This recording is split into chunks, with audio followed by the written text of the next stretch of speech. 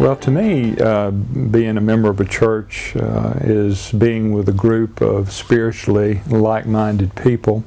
And through the years, through the military and job changes, had the opportunity to be members of about 8 different churches and to see the inner workings of those. And so there's a lot of similarities there and a lot of contrast. It's been very, very educational.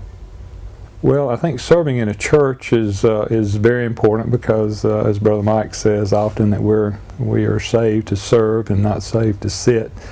I play off of my spiritual gift, and my primary spiritual gift is teaching, and so that's the area that I serve in the most. And whenever I teach, that forces me to dig deeply into the Word. I often tell my class that they are my accountability group because that forces me to dig deeply into the Word on a weekly basis and to try to break it down, number one, to where I can understand it and try to relate it to them as best as I can. But serving in the church just helps you to grow closer to people, and in doing so, it helps you to get through the different functions of the church. You know, we evangelize. We worship together, and discipleship, that again, that ties in tightly with teaching, and also the fellowship of church. I enjoy that. And when I say fellowship, a lot of times Baptists, we think about fried chicken when we think of fellowship, but I think Christian fellowship is mostly when we get together with an accountability partner or an accountability group and share those things that are on our hearts and minds that are troubling to us, or look to the older or more mature, spiritually mature. They may not be older than we are, but the more spiritually mature people in the church, and get advice and sometimes answers from those people.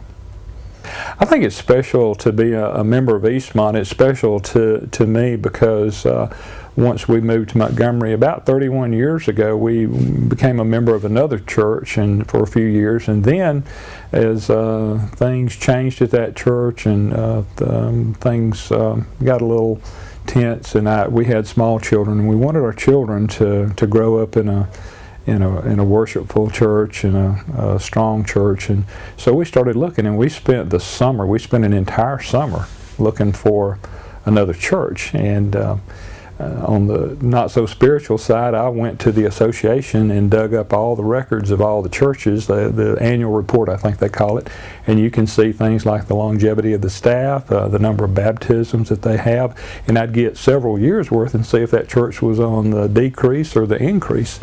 And then we just picked out those churches, 4 or 5 that were doing well statistically, and we started visiting those churches.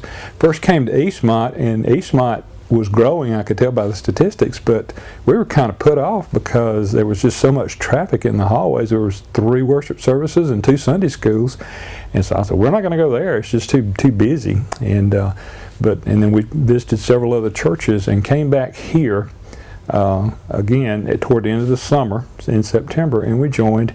And about the 3rd worship service, I'll never forget it, was the first time that I had worshiped years.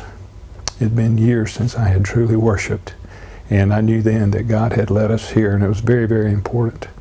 And it's a blue-collar church, and I'm a blue-collar type of guy. I have blue collar on right now, and we relate to the community that we're in, and we have a cross-section of education here, a cross-section of economics here, and everything, and we're geographically located in a wonderful situation where we can just have a special event and just get just drop-in traffic and that sort of thing. So I just think Eastmont's a very special place. It's where God has placed me and my family at this point in time, and we just enjoy being here.